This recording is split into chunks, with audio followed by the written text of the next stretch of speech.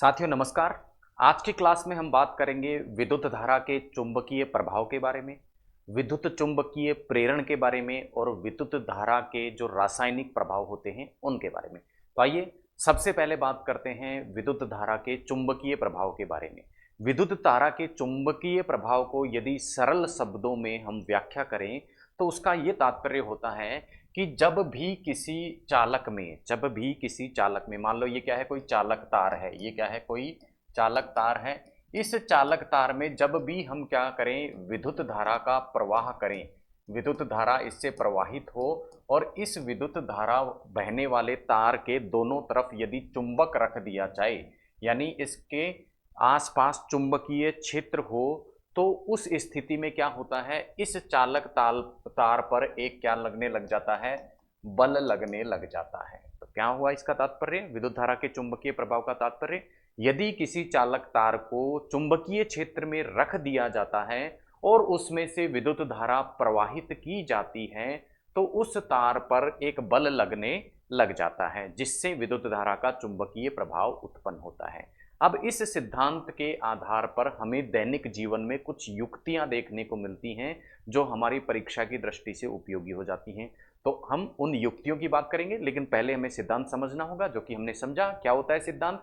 विद्युत धारा प्रवाहित करेंगे यदि किसी चालक तार में तो क्या हो जाएगा, उस पर एक बल लगने लग जाएगा, बशर्ते कि वो चालक तार कहाँ रखा हो, चुंबकीय क्षेत्र में रखा हो। अब ये जो बल लगेगा, इस बल की जो दिशा निर्भर करती है वो निर्भर करती है धारा की दिशा में। धारा की दिशा में विद्युत धारा की दिशा मान लो इस तरफ बह रही है तो बल मैंने बताया, जैसे फॉर एग्जांपल हमने माना ऊपर की तरफ लगेगा, लेकिन धारा की दिशा अगर हम उल्टी कर देंगे तो इस बल की दिशा भी उल्टी हो जाएगी। आइए अब समझते हैं इस पर आधारित युक्तियों को। तो देखिए, पहला इस पर आधारित युक्ति है विद्युत घंटी। विद्युत घंटी किस पर आधारित है? विद्युत धारा के चुंबकीय प्रभाव पर आधारित है। अर्थात विद्युत घंटी के अंतर्गत क्या किया जाता है, एक परिपथ होता है, एक चालक तार होता है, जो आपको दिखाई दे रहा है इस प्रकार का ये परिपथ, जो इसमें चालक तार की भांति कार्य करता है। अब इस चालक तार या परिपथ में जब विद्युत धारा प्रवाहित की जाती है उस समय इसको किस पे लपेट दिया जाता है, एक चुंबक पर लपेट दिया जाता है। तो क्या हो गई, दो शर्तें पूरी हो गई, चुंबकीय क्षेत्र उपस्थित है, चालक तार उपस्थित है और उसमें से क्या बह रही है, धारा बह रही है। अब धारा बहेगी, चुंबकीय क्षेत्र में बह रही है, तो क्या लगेगा, बल लगेगा और इस बल के कारण ये चालक तार गति करते हुए यहां घंटी से टकरा जाता है। यही सामान्य सा सिद्धांत है विद्युत घंटी का। इसी प्रकार का एक अन्य उपकरण जो कि विद्युत चुंबकीय प्रभाव पर, विद्युत धारा के चुंबकीय प्रभाव पर आधारित है, वो है विद्युत मोटर। आप देखते हैं जब हम मोटर को ऑन कर देते हैं तो वो उस विद्युत ऊर्जा को यांत्रिक ऊर्जा में बदल देती है। यदि पानी उठाने वाली मोटर है तो उसकी जो चक्री है वो घूमकर क्या करती है, पानी उठाने का कार्य करती है। पहिए को घुमाने वाली कोई मोटर है तो वो क्या करती है, पहिया घुमाती है। इस प्रकार से विद्युत मोटर क्या करती है, जब उसको विद्युत ऊर्जा दी जाती है तो वो उस विद्युत ऊर्जा को एक बल में परिवर्तित कर देती है। और ये कैसा होता है, विद्युत मोटर को यदि हम विस्तार से बात करें तो इसका कारण भी क्या होता है, विद्युत धारा का चुंबकीय प्रभाव। होता क्या है इसमें, देखिए आपको डायग्राम में आपको दिखाई दे रहा है, थोड़ा सा जूम करके यदि इस डायग्राम को आप देखते हैं तो आप पाएंगे कि इस प्रकार विद्युत जो मोटर होती है, विद्युत मोटर को यदि हम देखें तो इस प्रकार का एक डायग्राम विद्युत मोटर के सर्किट में हमें देखने को मिलता है। और इस विद्युत मोटर के अंतर्गत बीच में हमें एक कुंडली देखने को मिलती है।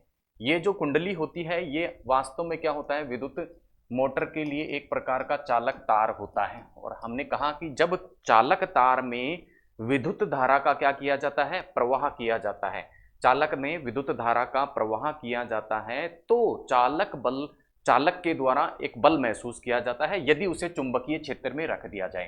तो विद्युत मोटर में इस प्रकार से चुंबक होता है, चुंबक के बीच में एक तार रख दिया जाता है और इस तार पे क्या किया जाता है, किस रूप में रखा जाता है, कुंडली के रूप में। और इस कुंडली में विद्युत धारा प्रवाहित की जाती है। जैसे ही विद्युत धारा प्रवाहित होगी तार में से और ये चुंबकीय क्षेत्र में रखा है, इसलिए इस चालक तार पर क्या लगेगा, एक बल लगेगा, एफ लगेगा, बल लगेगा।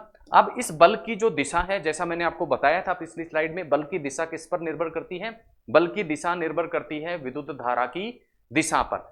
तो यहां इस कुंडली में धारा एक बार तो इस दिशा में बहाई जाती है और दूसरी बार जो धारा की दिशा होती है वो इस प्रकार की होती है।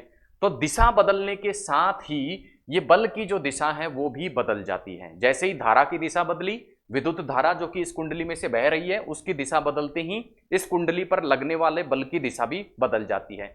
तो एक बार तो इस कुंडली में ऊपर की ओर बल लगता है और एक बार नीचे की ओर बल लगता है, जिससे ये कुंडली क्या करने लग जाती है, घूमने लग जाती है। इस प्रकार से कुंडली घूमती है, इसका शाफ्ट क्या होता है, घूर्णन करने लग जाता है और जो विद्युत ऊर्जा हमने दी थी वो विद्युत ऊर्जा किसमें परिवर्तित हो गई, हमने देखा कि वो यांत्रिक ऊर्जा में परिवर्तित होगी। और यही किसका सिद्धांत है, यही विद्युत मोटर का क्या है, सिद्धांत है। विद्युत मोटर का सिद्धांत क्या हुआ, जैसे ही हमने तार में धारा प्रवाहित करी, तार किस रूप में होता है, कुंडली के रूप में, धारा प्रवाह होते ही क्या होने लग जाता है, उस तार पर एक बल लगता है, बल की दिशा बदलती रहती है। बदलने का कारण क्या है कि जो कुंडली जिसे आर्मेचर भी कहा जाता है, ये कुंडली जिसे हमने देखा था इसे क्या कहा जाता है, आर्मेचर भी कहा जाता है। ठीक है, इस आर्मेचर में धारा की दिशा को क्या कर देते हैं, हम बदल देते हैं। बदलने का परिणाम क्या होता है, इस पर लगने वाले बल की दिशा भी बदल जाती है और कुंडली घूर्णन करने लग जाती है। ये था विद्युत मोटर का सिद्धांत। तो दो प्रमुख उपकरण हमने देखे जो कि चुंबकीय प्रभाव पर आधारित थे, विद्युत घंटी और विद्युत मोटर। अब कुछ किताबों में जो डायनेमो या जनित्र है, कुछ किताबों में डायनेमो या जनित्र या डायनेमो को भी क्या लिखा गया है कि वो विद्युत धारा के चुंबकीय प्रभाव पर आधारित हैं। लेकिन डायनेमो या जनित्र विद्युत धारा के चुंबकीय प्रभाव पर आधारित नहीं है, अपितु किस पे आधारित है, विद्युत चुंबकीय प्रेरण के सिद्धांत पर आधारित है। अब बात करते हैं कि ये विद्युत चुंबकीय प्रेरण क्या होता है। अभी हमने समझा विद्युत धारा का चुंबकीय प्रभाव, अब हम देखेंगे विद्युत चुंबकीय प्रेरण। तो आइए देखते हैं विद्युत चुंबकीय प्रेरण क्या है। सबसे पहले विद्युत चुंबकीय प्रेरण को समझने से पूर्व हम समझेंगे चुंबकीय प्रेरण। तो चुंबकीय प्रेरण क्या होता है, जब भी किसी चालक तार को क्या रख दिया जाए, किसी चुंबकीय क्षेत्र के मध्य में रख दिया जाए। ये मान लो कोई चालक तार है, ठीक है, ये तार है, इस चालक तार को यदि चुंबकीय क्षेत्र के मध्य में रख दिया जाए, किसी चुंबकीय क्षेत्र में रख दिया जाए, तो दो तरीके से इसमें से विद्युत धारा बह सकती है। दो तरीके से इसमें विद्युत धारा बह सकती है या उत्पन्न हो सकती है। पहला तरीका तो क्या कि इस चालक तार को हम क्या कराएं, मूवमेंट कराएं, गति कराएं। चालक तार को गति यदि करा दिया जाए किसमें, चुंबकीय क्षेत्र में, तो उसका परिणाम क्या होगा, इस चालक तार पर परिवर्ती चुंबकीय क्षेत्र लगेगा। यानी चुंबकीय क्षेत्र जो इस तार को महसूस हो रहा है उसको यदि हम गति कराएंगे चालक तार को, तो वो चुंबकीय क्षेत्र जो ये तार महसूस कर रहा है उसकी मात्रा बदल जाएगी। और जैसे ही किसी तार में परिवर्ती चुंबकीय क्षेत्र लगता है वैसे ही उस तार में से धारा प्रवाहित होने लग जाती है। ये तो हुआ पहला तरीका जिसे हमने क्या कह दिया, चुंबकीय प्रेरण। इसके अंतर्गत क्या करा जाता है, चुंबकीय क्षेत्र में चालक तार को रखा जाता है, ठीक है, और रखकर उसको चुंबकीय क्षेत्र में गति कराई जाती है, जिससे क्या होता है, परिवर्ती चुंबकीय क्षेत्र उस चालक में लगता है, जिससे उसमें क्या होने लग जाती है, विद्युत धारा प्रवाहित होने लग जाती है। विद्युत धारा क्या होने लग जाती है, प्रवाहित होने लग जाती है। इसको तो क्या कह दिया, चुंबकीय प्रेरण। दूसरा शब्द हमने क्या देखा, विद्युत चुंबकीय प्रेरण। विद्युत चुंबकीय प्रेरण, अब सिद्धांत क्या है कि चालक में धारा कब प्रवाहित होगी, जब उस पर परिवर्ती चुंबकीय क्षेत्र लगेगा। तो पहला तरीका तो परिवर्ती चुंबकीय क्षेत्र कब लग सकता है, मैंने आपको बताया कि इस चालक तार को ही हम क्या करा दें, गति करा दें। दूसरा तरीका क्या हो सकता है, इस चुंबकीय क्षेत्र को ही क्या कर दिया जाए, परिवर्तित कर दिया जाए। यदि चुंबकीय क्षेत्र का मान ही परिवर्तित कर दिया जाए, कभी कम कभी ज्यादा चुंबकीय क्षेत्र यदि दिया जाए इसको, चालक तार को, कैसे, चालक तार को गति करा के नहीं, अपितु चुंबकीय क्षेत्र के मान में ही हम परिवर्तित कर दें। कभी इस चालक तार को हम कम चुंबकीय क्षेत्र दें और कभी ज्यादा चुंबकीय क्षेत्र दें, तो भी इस तार में धारा प्रवाहित होने लग जाएगी। इस प्रकार से चुंबकीय क्षेत्र का मान परिवर्तित करके जब चालक में धारा बहती है तो उसे क्या कह दिया जाता है, विद्युत चुंबकीय प्रेरण कह दिया जाता है। और ये विद्युत चुंबकीय प्रेरण वास्तव में कैसे उत्पन्न किया जाता है, वास्तव में इसके लिए एक परिपथ काम में लिया जाता है। और इस परिपथ में, ये एक परिपथ है, मान लो देखा आपने, ये आपको एक परिपथ दिख रहा है। इस परिपथ में क्या किया जाता है, अलग अलग मात्रा की विद्युत धारा प्रवाहित की जाती है। अब अलग अलग मात्रा की जब विद्युत धारा प्रवाहित की जाती है तो उसका परिणाम क्या होता है, इस परिपथ में अलग अलग मात्रा में चुंबकीय क्षेत्र उत्पन्न होता है। अलग अलग मात्रा में चुंबकीय क्षेत्र उत्पन्न होगा। अलग अलग मात्रा का चुंबकीय क्षेत्र का मतलब क्या हो गया, चुंबकीय क्षेत्र परिवर्ती हो गया, परिवर्ती चुंबकीय क्षेत्र। अब इस परिवर्ती चुंबकीय क्षेत्र में जैसे ही क्या लगेगा, कोई भी चालक तार रख दिया जाएगा तो इस चालक तार को परिवर्ती चुंबकीय क्षेत्र मिल जाएगा और ये चालक तार क्या करने लग जाएगा, गति करने लग जाएगा। ठीक है, इसी को क्या कह दिया हमने, अच्छा इस चालक तार में गति नहीं करने लग जाएगा, सॉरी, इसमें विद्युत धारा प्रवाहित होने लग जाएगी। इसी को हम सामान्य रूप से क्या कह देते हैं, विद्युत चुंबकीय प्रेरण। अब दैनिक जीवन में विद्युत चुंबकीय प्रेरण से संबंधित कुछ युक्तियां भी हमें देखने को मिलती हैं। जैसे फॉर एग्जाम्पल हम बात करें माइक्रोफोन। अब ये माइक्रोफोन क्या होता है, इसमें एक परिपथ होता है और उस परिपथ में क्या किया जाता है, परिवर्ती चुंबकीय क्षेत्र उत्पन्न होता है। कैसे, ध्वनि ऊर्जा जो इसे मिलती है, ये जो ध्वनि ऊर्जा मिलती है, ये ध्वनि ऊर्जा इस परिपथ में क्या करती है, अलग अलग मात्रा का, जब ध्वनि आती है माइक्रोफोन में से, जैसे मैं ये ध्वनि बोल रहा हूं, ये माइक्रोफोन लगा हुआ है, इस माइक्रोफोन में मेरी ध्वनि की तीव्रता में जो परिवर्तन होता है, उस परिवर्तन के कारण होता क्या है कि अलग अलग मात्रा का चुंबकीय क्षेत्र क्या होता है, उत्पन्न होता है। अलग अलग मात्रा का चुंबकीय क्षेत्र उत्पन्न होगा तो ये ध्वनि ऊर्जा किस में परिवर्तित हो जाएगी, जो ध्वनि ऊर्जा दी जा रही है वो किस में परिवर्तित हो जाएगी, विद्युत ऊर्जा में परिवर्तित हो जाएगी। और परिवर्तित हुई हुई ये विद्युत ऊर्जा सिग्नल के रूप में क्या करती है, आगे बढ़ती है। दूसरा इसी प्रकार के सिद्धांत पर कार्य करने वाला है उपकरण है एम्पलीफायर। कौन सा, एम्पलीफायर। तीसरा इसी प्रकार के सिद्धांत पर कार्य करता है ट्रांसफार्मर। और ट्रांसफार्मर ऐसी युक्ति है जो उच्च एसी को, यानी उच्च वोल्टेज की प्रत्यावर्ती धारा को किसमें परिवर्तित कर देता है, निम्न एसी में परिवर्तित होता है, कम मात्रा की प्रत्यावर्ती धारा में बदल देता है। और चौथा महत्वपूर्ण उपकरण जो इस सिद्धांत पर कार्य करता है वो है विद्युत जनित्र या डायनेमो। तो इस प्रकार से चार प्रमुख उपकरण हैं जो विद्युत धारा के चुंबकीय प्रेरण सिद्धांत पर कार्य करते हैं। और इससे पहले हमने देखा था विद्युत घंटी और विद्युत मोटर। तो विद्युत घंटी और विद्युत मोटर, ध्यान रखना आपको, विद्युत घंटी और विद्युत मोटर ये दोनों तो किस सिद्धांत पर कार्य करते हैं, ये दोनों सिद्धांत करते हैं विद्युत धारा के चुंबकीय प्रभाव पर, विद्युत धारा के चुंबकीय प्रभाव पर ये कार्यरत रहते हैं। जबकि ये चारों के चारों उपकरण विद्युत धारा के विद्युत चुंबकीय प्रेरण सिद्धांत पर क्या करते हैं, कार्य करते हैं। अब विद्युत जनित्र के सिद्धांत को थोड़ा सा हम डिटेल में देख लेते हैं क्योंकि इससे कई बार परीक्षा में प्रश्न पूछे जाते हैं। तो देखिए विद्युत जनित्र या डायनेमो, जैसा आप देख पा रहे हैं, इस प्रकार का एक परिपथ होता है विद्युत जनित्र या डायनेमो में। अब विद्युत जनित्र या डायनेमो, जैसा हमने देखा, विद्युत जनित्र या डायनेमो क्या करता है, यांत्रिक ऊर्जा को किसमें परिवर्तित कर देता है, यांत्रिक ऊर्जा को विद्युत ऊर्जा में परिवर्तित कर देता है, यांत्रिक ऊर्जा को विद्युत ऊर्जा में परिवर्तित कर देता है। अब ये होता कैसे है, देखिए ये हमने देखा यहां इस प्रकार से, ये एक क्या होती है, कुंडली होती है। इस कुंडली के साथ में इस प्रकार से ये क्या लगा रहता है, एक शाफ्ट लगा रहता है, इसको क्या बोल देते हैं, शाफ्ट लगा होता है। ठीक है, अब ये शाफ्ट क्या करता है, ये शाफ्ट इस कुंडली को क्या करता है, घुमाता है। ये शाफ्ट क्या करता है, कुंडली को घुमाता है, कुंडली को घुमाता है। अब ये कुंडली जब घूमती है तो इससे क्या होता है, इस कुंडली में गति उत्पन्न होती है, ये घूमने लग जाती है, अर्थात अलग अलग गति ये करने लग जाती है। कभी ये इस तरीके से गति करती है, रोटेशन करने लग जाती है, कभी ऊपर की दिशा में, कभी नीचे की दिशा में ये क्या करने लग जाती है, रोटेशन करने लग जाती है। अब रोटेशन जब ये करने लग जाती है तो इस पर अलग अलग चुंबकीय क्षेत्र लगता है, क्योंकि ये किसके बीच में रखी है, आपने देखा चुंबकीय क्षेत्र के बीच में रखी है। चुंबकीय क्षेत्र के बीच में रखी होने के कारण, और यदि उस चुंबकीय क्षेत्र में चालक क्या करने लग जाए, गति करने लग जाए, तो उससे क्या उत्पन्न हो जाता है, विद्युत धारा का चुंबकीय प्रेरण, विद्युत चुंबकीय प्रेरण उत्पन्न हो जाता है। क्यों, क्योंकि चुंबकीय क्षेत्र है, उसमें कोई चालक तार क्या कर रहा है, गति कर रहा है, गति करते ही उसमें क्या होने लग जाएगी, विद्युत धारा प्रवाहित होने लग जाएगी।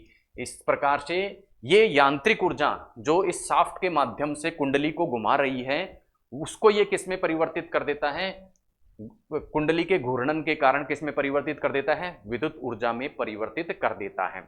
अब विद्युत ऊर्जा की जो दिशा निर्भर करती है, विद्युत धारा जो इससे उत्पन्न हुई है उसकी दिशा किस पर निर्भर करेगी, इस कुंडली के घूर्णन की दिशा पर, कुंडली के घूर्णन की दिशा पर, घूर्णन की दिशा पर निर्भर करेगी। यदि ये दिशा बार बार में परिवर्तित हो, और बार बार में परिवर्तित कब होगी, जब हम इसका घूर्णन की दिशा यदि परिवर्तित करेंगे तो धारा की दिशा भी परिवर्तित हो जाएगी। तो धारा की दिशा यदि बार बार में परिवर्तित करता है यदि कोई डायनेमो, तो उसे क्या कह देते हैं? प्रत्यावर्ती धारा जनित्र। प्रत्यावर्ती धारा जनित्र। प्रत्यावर्ती धारा जनित्र किस प्रकार गति करेगा? एक बार तो रोटेशन करेगा नीचे की ओर, एक बार रोटेशन करेगा ऊपर की ओर। परिणाम क्या होगा? एक बार तो धारा की दिशा अलग होगी, दूसरे राउंड में धारा की दिशा अलग होगी। अलग अलग दिशा होने से यह किस प्रकार की धारा उत्पन्न करेगा? प्रत्यावर्ती धारा। और दूसरे प्रकार के जनित्र होते हैं दिष्ट धारा जनित्र, जिसमें कुंडली एक ही दिशा में क्या करती है? घूर्णन, या तो ऊपर से नीचे या नीचे से ऊपर, या तो क्लॉकवाइज या एंटी क्लॉकवाइज क्या करती है? घूर्णन करती है। तो धारा की दिशा भी क्या रहती है? पूरे चक्र के दौरान एक जैसी रहती है। इसे क्या कह दिया जाता है? दिष्ट धारा जनित्र कह दिया जाता है। तो क्लियर है? दो चीजें हमने देखी, एक तो विद्युत धारा का चुंबकीय प्रभाव और एक विद्युत धारा का विद्युत चुंबकीय प्रेरण सिद्धांत। दोनों अलग अलग हैं, दोनों पे आधारित युक्तियां भी अलग अलग हैं। कुछ किताबों में दोनों को मिक्स कर दिया गया है। विद्युत धारा के चुंबकीय प्रभाव और विद्युत धारा के विद्युत चुंबकीय प्रेरण सिद्धांत में अंतर नहीं किया गया है, और सभी युक्तियों को विद्युत धारा के चुंबकीय प्रेरण सिद्धांत के अंतर्गत ही सम्मिलित कर दिया गया है। अब हमने बात की विद्युत धारा के चुंबकीय प्रभाव की और विद्युत चुंबकीय प्रेरण की। तो इसी के साथ यहाँ ये लाजमी है कि हम बात करें चुंबकों के बारे में भी और चुंबक से उत्पन्न होने वाले प्रभाव चुंबकत्व के बारे में भी। चुंबक की यदि हम बात करें तो जो प्राकृतिक चुंबक होता है वो क्या होता है? वो एक्चुअल में लोहे का ऑक्साइड या Fe3O4 होता है, जिसका अपना कोई आकार नहीं होता। अर्थात प्राकृतिक जो चुंबक होते हैं उनका कोई निश्चित आकार नहीं होता, और वो वास्तविक रूप से या केमिकल रूप से होते क्या हैं? फेरस ऑक्साइड या Fe3O4 होते हैं। दूसरे प्रकार के जो चुंबक होते हैं जो कि हम देखते हैं दिन प्रतिदिन के लाइफ में, हमारे दैनिक जीवन में, वो क्या होते हैं? कृत्रिम चुंबक। इन कृत्रिम चुंबकों का एक स्पेसिफिक आकार होता है, और ये कृत्रिम चुंबक लोहे, इस्पात या कोबाल्ट से क्या किए जाते हैं? निर्मित किए जाते हैं। स्पेसिफिक आकार होता है, या तो ये छड़ के रूप में होंगे जो आपको दिखाई दे रहे हैं इस प्रकार के, या फिर ये सुई के रूप में हमको दिखाई देते हैं। और जो चुंबक होता है उस चुंबक के दो ध्रुव भी स्पष्ट रूप से दिखाई देते हैं। एक ध्रुव को बोलते हैं नॉर्थ और एक को बोलते हैं साउथ। ठीक है? और इन दोनों अक्षों को, इन नॉर्थ और साउथ को मिलाने वाली जो रेखा होती है, नॉर्थ और साउथ को जो मिलाने वाली रेखा होती है, उस रेखा को क्या बोल देते हैं? चुंबक का अक्ष। तो ये क्या हो गया? चुंबकीय अक्ष। चुंबकीय अक्ष। तो चुंबकीय अक्ष क्या हुआ? नॉर्थ और साउथ को मिलाने वाली जो रेखा होती है, चुंबक के नॉर्थ और साउथ ध्रुव को मिलाने वाली जो रेखा होती है, वही क्या होती है? चुंबकीय अक्ष कहलाती है। क्या कहलाती है? चुंबकीय अक्ष कहलाती है। अब यदि दो चुंबकों को आपस में पास पास में रख दिया जाए तो क्या होगा, उसकी यदि हम बात करें तो यदि एक चुंबक के साउथ और दूसरे चुंबक के नॉर्थ ध्रुव को, यानी विपरीत ध्रुवों को पास में रखते हैं तो वो आपस में आकर्षित करते हैं, जबकि समान ध्रुवों को यदि पास में रख दिया जाएगा तो वो आपस में एक दूसरे को क्या करेंगे? प्रतिकर्षित करेंगे। क्या करेंगे? प्रतिकर्षित करेंगे। ये थे प्राकृतिक चुंबक और कृत्रिम चुंबक। अब चुंबकों का एक विशेष गुण जिसे हम सामान्य भाषा में चुंबकत्व कहते हैं, वो चुंबकत्व आखिर होता क्या है? चुंबक क्या करता है? लोहे को अपनी ओर आकर्षित करता है। तो लोहे को अपनी ओर आकर्षित करने का जो चुंबक का गुण होता है उसे ही हम क्या कह देते हैं? सीधी सी भाषा में चुंबकत्व कह देते हैं। अब चुंबकत्व के यदि बात की जाए कि चुंबक के अलग अलग हिस्सों में ये चुंबकत्व कितना होता है, तो हम देखते हैं चुंबक के जो ध्रुव होते हैं यहां पर चुंबकत्व क्या होता है? अधिकतम होता है। जबकि चुंबक का जो मध्य स्थान होता है, उस मध्य स्थान में यानी ठीक बीचों बीच चुंबकीय मान या चुंबकत्व किसी भी चुंबक का क्या होता है? शून्य होता है। यहां पर चुंबकत्व कितना होता है? शून्य होता है। इसके अतिरिक्त यदि किसी चुंबक को हम क्या कर देते हैं? गर्म कर देते हैं, पीट देते हैं, गिरा देते हैं, या उसको कई समय तक उपयोग में न ले, कई वर्षों तक उसको उपयोग ना ले, तो इन सभी कारणों से भी जो चुंबक है उसका चुंबकत्व धीरे धीरे क्या होने लग जाता है? कम होने लग जाता है। अब बात करते हैं चुंबकीय बल रेखाओं की। जैसा मैंने आपको बताया, चुंबक का गुण क्या होता है? चुंबकत्व। यानी चुंबक के आसपास एक निश्चित क्षेत्र होता है जहां तक ये क्या करता है? लोहे को अपनी ओर आकर्षित करता है। वो क्षेत्र जहां तक ऐसा महसूस किया जाता है, यानी वो क्षेत्र जहां तक ये लोहे को अपनी ओर आकर्षित कर लेता है, वो पूरा का पूरा जो क्षेत्र होता है उसे क्या कह दिया जाता है? उस चुंबक का चुंबकीय क्षेत्र कह दिया जाता है। और इस चुंबकीय क्षेत्र को दर्शाने के लिए कुछ काल्पनिक रेखाएं प्रयोग में ली जाती हैं, जिन्हें चुंबकीय बल रेखाएं कहती हैं। क्या कहते हैं? इन्हें चुंबकीय बल रेखाएं कहती हैं। और ये चुंबकीय बल रेखाएं जो होती हैं वो चुंबक के चारों ओर खींची जाती हैं। कैसे खींची जाती हैं? ये सदैव चुंबक के नॉर्थ ध्रुव से साउथ ध्रुव की ओर क्या करी जाती हैं? खींची जाती हैं। सबसे पहली चीज तो चुंबक के चारों ओर खींची जाएंगी, नॉर्थ से लेके साउथ की ओर खींची जाएंगी, और चुंबक के अंदर, चुंबक के अक्ष के अंदर ये साउथ से नॉर्थ की ओर खींची जाएंगी। ये काल्पनिक रेखाएं इसलिए खींची जाती हैं ताकि चुंबक के चारों ओर किसी बिंदु पर हम चुंबकत्व का मान ज्ञात कर सकें, चुंबकीय क्षेत्र का मान ज्ञात कर सकें। चुंबकीय क्षेत्र का मान किसी भी बिंदु पर क्या होता है और उसकी दिशा क्या होती है, उसका पता किससे चलता है? हमें चुंबकीय रेखाओं से पता लगता है। चुंबकीय रेखा के पैरेलल किसी पॉइंट पर यदि सीधी रेखा खींच दी जाए, यानी चुंबकीय जो बल रेखा है उसके किसी भी बिंदु पर को स्पर्श करती हुई यदि कोई रेखा खींचते हैं तो वो उस बिंदु पर चुंबकीय क्षेत्र की दिशा को इंगित करती है, चुंबकीय क्षेत्र की दिशा को इंगित करती है। दूसरी विशेषता चुंबकीय क्षेत्र की कि ये चुंबकीय क्षेत्र की रेखाएं हैं, ये कभी भी आपस में एक दूसरे को काटती नहीं है, और यदि किसी चुंबक के चारों ओर चुंबकीय क्षेत्र का मान समान है तो इन चुंबकीय क्षेत्र की रेखाओं में आपस में जो दूरी होगी वो भी क्या होगी? समान होगी। उसके अलावा यदि चुंबकीय क्षेत्र की तीव्रता अधिक है अर्थात चुंबकत्व अधिक है तो ये चुंबकीय रेखाएं क्या होंगी? पास पास में होंगी, और यदि चुंबकीय क्षेत्र का मान कम है यानी चुंबकत्व विरल है तो ये चुंबकीय रेखाएं एक दूसरे से दूर दूर क्या होंगी? स्थित होंगी। ठीक है, तो चुंबकीय रेखाएं एक दूसरे के समानांतर होती हैं, एक दूसरे को काटती नहीं है। अगर तीव्र चुंबकीय क्षेत्र होता है तो चुंबकीय रेखाएं पास पास होती हैं, और यदि कमजोर होता है चुंबकीय क्षेत्र तो ये विरल होती हैं, एक दूसरे से दूर दूर होती हैं। खींची कैसे जाती हैं? चुंबक के नॉर्थ सिरे से साउथ सिरे को मिलाते हुए, और चुंबक के अंदर साउथ से नॉर्थ की ओर इनकी दिशा होती है। तो ये हमने बात की चुंबकीय रेखाओं की। नेक्स्ट हम बात करते हैं चुंबकत्व की, हमने बात की। अब इस चुंबकत्व के आधार पर कैसे हम पदार्थों को क्या कर सकते हैं? वर्गीकृत कर सकते हैं, किन कैटेगरीज में सभी पदार्थों को रख सकते हैं, उसकी यदि बात की जाए तो तीन कैटेगरी में पदार्थों को रखा जाता है। पहला लोह चुंबकीय पदार्थ जिन्हें फेरोमैग्नेटिक मटेरियल्स भी कहते हैं। दूसरा होता है अनुचुंबकीय पदार्थ जिन्हें पैरामैग्नेटिक मटेरियल्स कहते हैं, और तीसरा होता है डायामैग्नेटिक मटेरियल्स या प्रतिचुंबकीय पदार्थ।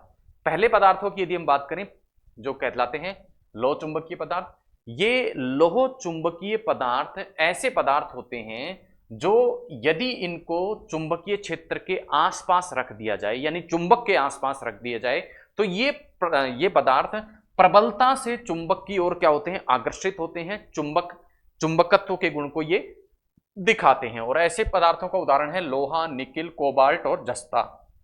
अर्थात लोहा, निकिल, कोबाल्ट या जस्ता को यदि चुंबक के आसपास रख दिया जाए तो चुंबक तेजी से इनको क्या करता है? अपनी ओर खींचता है। ये आप इमेज में आप देख पा रहे हैं, ये लोहे का चूर्ण है जिसे हमने चुंबक के पास रख दिया तो ये खींच के इसके पास में आ गया तीव्रता से। इस प्रकार के पदार्थ क्या हो गए? लोह चुंबकीय पदार्थ। दूसरे प्रकार के पदार्थ होते हैं अनुचुंबकीय पदार्थ जिन्हें हम पैरामैग्नेटिक मटेरियल्स कहते हैं। ये पैरामैग्नेटिक मटेरियल्स भी चुंबक की ओर आकर्षित तो होते हैं, लेकिन लोह चुंबकीय पदार्थ जितनी तेजी से आकर्षित होते हैं उससे कम मात्रा में ये क्या होते हैं? चुंबकित होते हैं, आकर्षित होते हैं। किसकी ओर? चुंबक की ओर। उदाहरण है इनका प्लेटिनम, क्रोमियम, एल्यूमिनियम, सोडियम और ऑक्सीजन। और तीसरे प्रकार के पदार्थ होते हैं प्रतिचुंबकीय पदार्थ जिन्हें डायामैग्नेटिक मटेरियल्स भी कहते हैं।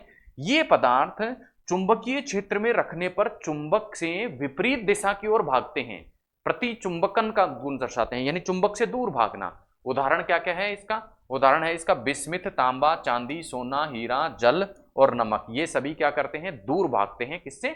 चुंबक से। तो ये थे चुंबकत्व के आधार पर कुछ पदार्थ। नेक्स्ट हम बात करेंगे चुंबकत्व से संबंधित कुछ तथ्यों के बारे में। चुंबकत्व का गुण हमने देखा, तो चुंबकत्व का जो गुण मिलता है किसी भी चुंबकीय पदार्थ में वो एक डोमेन के कारण मिलता है। अब डोमेन क्या होता है? जो भी चुंबकीय पदार्थ होते हैं उस चुंबकीय पदार्थ का प्रत्येक अणु क्या करता है? अपने आप में एक चुंबक की भांति कार्य करता है। यानी प्रत्येक अणु में नॉर्थ और साउथ क्या होते हैं? पोल होते हैं।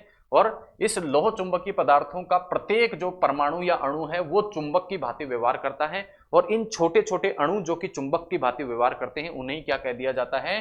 डोमेन कह दिया जाता है। और इन डोमेनों के कारण ही लोह चुंबकीय पदार्थ क्या करते हैं, चुंबकत्व का गुण दर्शाते हैं।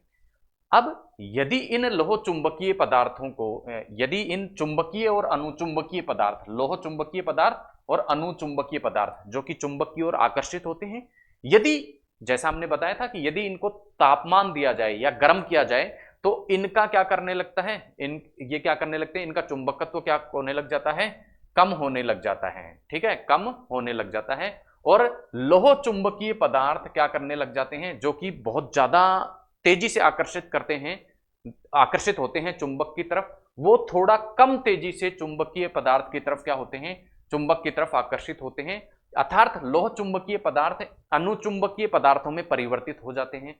कैसे, यदि उनको तापमान दिया जाए और वो न्यूनतम ताप जिसपे ऐसा होता है वो क्या कहलाता है, क्यूरी ताप कहलाता है। क्या कहलाता है, क्यूरी ताप। तो क्यूरी ताप कौन सा ताप हो गया, वह ताप जिस पर लोह चुंबकीय पदार्थ अनुचुंबकीय पदार्थ की भांति क्या करने लगे, कार्य करने लगे। अब क्या कृत्रिम रूप से चुंबक को बनाया जा सकता है, तो जैसा हमने बताया था पिछली स्लाइड में कि हाँ, कृत्रिम रूप से भी चुंबक का निर्माण किया जा सकता है। और उसके लिए दो प्रकार से चुंबक का निर्माण करा जाता है। एक तो अस्थायी प्रकार के चुंबक बनाए जाते हैं, उसके लिए जो उपयोग लिया जाता है मटेरियल वो है नरम लोहा। और दूसरा स्थायी प्रकार के चुंबक बनाए जाते हैं, उसके लिए इस्पात का क्या किया जाता है, प्रयोग किया जाता है। तो ये था चुंबक, चुंबकत्व और चुंबकत्व के संबंध में कुछ विशेष प्रकार के तथ्य। नेक्स्ट हम बात करेंगे विद्युत धारा के रासायनिक प्रभाव के बारे में, अर्थात विद्युत ऊर्जा रासायनिक ऊर्जा या रासायनिक ऊर्जा विद्युत ऊर्जा में किस प्रकार से और किन युक्तियों के द्वारा परिवर्तित होती है। विद्युत धारा के रासायनिक प्रभावों पर आधारित दैनिक जीवन की घटनाओं की यदि हम बात करें तो हम देखते हैं कि विद्युत लेपन आपने देखा होगा कि कई बार एक धातु पर दूसरी धातु की क्या चढ़ाई जाती है, पतली परत चढ़ाई जाती है। जैसे बर्तनों पे पॉलिश करना, वो क्या कहलाता है, विद्युत लेपन कहलाता है। और ये विद्युत लेपन की जो युक्ति होती है वो विद्युत धारा के किस प्रभाव पर कार्य करती है, रासायनिक प्रभाव के सिद्धांत पर कार्य करती है। इसी प्रकार आप देखते हैं जो पहिए की रिम होती है उस पर एक चमकीली सतह है। इसी प्रकार नल जो ठूठी होती है घरों में, उसकी सतह भी आपको चमकीली दिखाई देती है। वो किसके कारण, उस पर क्रोमियम के लेपन के कारण। तो ये क्रोमियम का लेपन उनकी सतह पर भी किस सिद्धांत पर किया जाता है, विद्युत धारा के रासायनिक प्रभाव के सिद्धांत पर किया जाता है। इसी प्रकार खाद्य पदार्थों के जो डिब्बे होते हैं वो, उन पर क्या किया जाता है, टिन का जो लेपन, वो वास्तव में होते किसके हैं, लोहे के, लेकिन उन पर टिन का जो लेपन किया जाता है वो भी विद्युत धारा के रासायनिक प्रभाव के द्वारा ही किया जाता है। और विद्युत धारा के इस रासायनिक प्रभाव में होता क्या है कि इस प्रकार से एक एनोड और कैथोड लगाकर क्या दे दी जाती है, विद्युत धारा प्रवाहित की जाती है। क्या कराई जाती है, विद्युत धारा प्रवाहित की जाती है। और इस विद्युत धारा के प्रवाह के कारण धातु की एक पतली परत क्या होती है, दूसरी धातु पर चढ़ जाती है। एक धातु को किसके रूप में काम में लेते हैं हम, एनोड के रूप में, किसके रूप में, एनोड के रूप में। और एक धातु को किसके रूप में, कैथोड के रूप में हम क्या लेते हैं, काम में लेते हैं। यहाँ आप देख पा रहे हैं ये सिल्वर जो स्पून है, जो एक चम्मच है, उसको किस में काम में लिया हमने, कैथोड में। जबकि दूसरी जो प्लेट है उसको हमने, जो एनोड है उसमें क्या रखा हमने, सोने की प्लेट को। तो उसका परिणाम क्या होगा कि धातु, यानी कौन सी धातु, ये वाली सोना, किसके ऊपर चढ़ जाएगी, इस चांदी वाले के ऊपर एक परत के रूप में चढ़ जाएगी, जिसे क्या कह देते थे हम, लेपन कह देते हैं। क्या कह देते हैं, विद्युत लेपन कह देते हैं।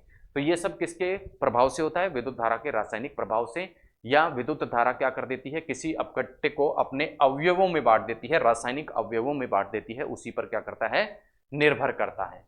अब इसी प्रभाव पर आधारित एक युक्ति है विद्युत सेल।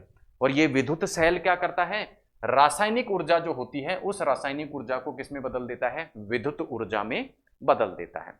विद्युत ऊर्जा में ये रासायनिक ऊर्जा को बदलता है तब, तो ये दो प्रकार से कार्य करता है। एक प्रकार होता है प्राथमिक सेल और दूसरा होता है द्वितीयक सेल। आइए देखते हैं क्या अंतर है प्राथमिक सेल और द्वितीयक सेल में। प्राथमिक सेल की यदि हम बात करें तो ये सीधा सीधा रासायनिक ऊर्जा को किस में परिवर्तित कर देता है, विद्युत ऊर्जा में।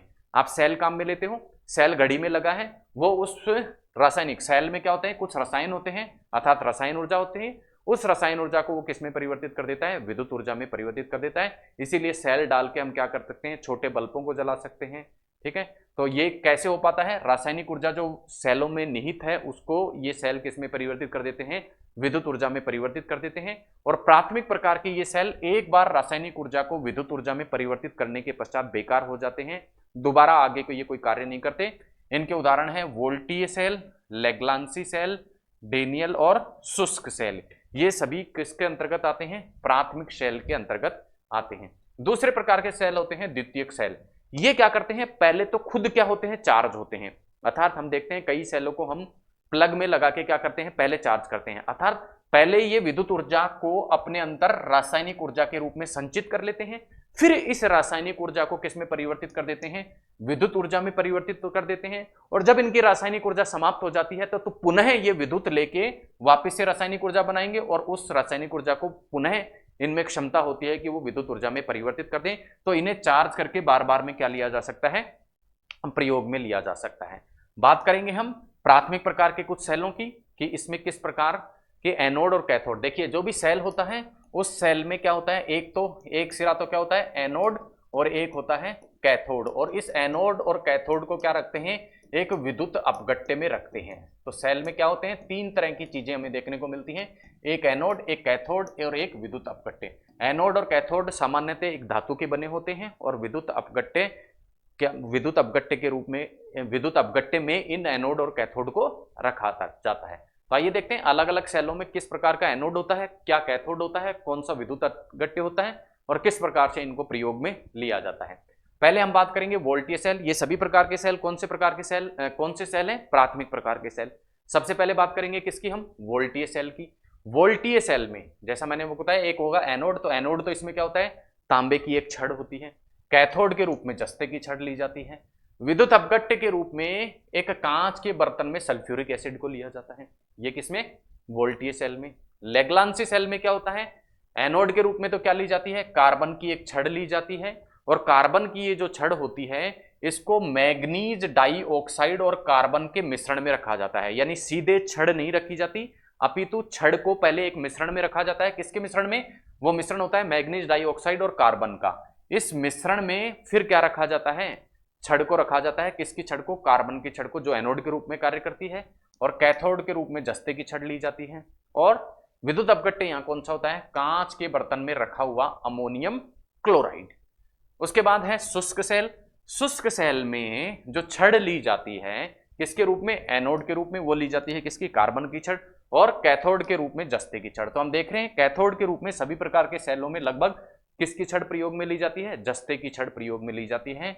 और विद्युत अपगट्टे की यदि हम बात करें तो शुष्क सेल में विद्युत अपगट्टे के रूप में मैग्नीज डाइऑक्साइड, अमोनियम क्लोराइड और कार्बन के मिश्रण का प्रयोग किया जाता है। और ये सारा मिश्रण किसमें रखा जाता है, जस्ते के बर्तन में रखा जाता है। बात करें विशिष्ट उपयोगों की तो लेग्लांसी सेल का विशेष रूप से उपयोग वहां किया जाता है जहां रुक रुक कर क्या होती है, विद्युत की आवश्यकता, यानी सतत रूप से विद्युत की आवश्यकता नहीं होती, बिजली की आवश्यकता नहीं होती, वहां पर लेग्लांसी सेलों का प्रयोग किया जाता है। जैसे कि घंटी और टेलीफोन में सदैव विद्युत की आवश्यकता नहीं होती, केवल विद्युत की आवश्यकता कब होगी, जब घंटी बजानी हो उस समय। टेलीफोन में भी जब टेलीफोन उपयोग में लिया जाए उस समय। तो इस प्रकार की युक्तियों में किस प्रकार का, लेग्लांसी प्रकार के सेलों का उपयोग किया जाता है, जो कि प्राथमिक प्रकार के क्या हैं, सेल हैं। तो इस प्रकार से आज की क्लास में हमने विद्युत धारा के चुंबकीय प्रभाव, विद्युत चुंबकीय प्रेरण और विद्युत धारा के रासायनिक प्रभाव और उन पर आधारित कुछ युक्तियां जैसे सेलों के बारे में बात की। तो इसी चर्चा के साथ आज की जो हमारी क्लास है वो समाप्त होती है। मिलते हैं अगली क्लास में एक नए टॉपिक के साथ में, तब तक के लिए धन्यवाद, जय हिंद।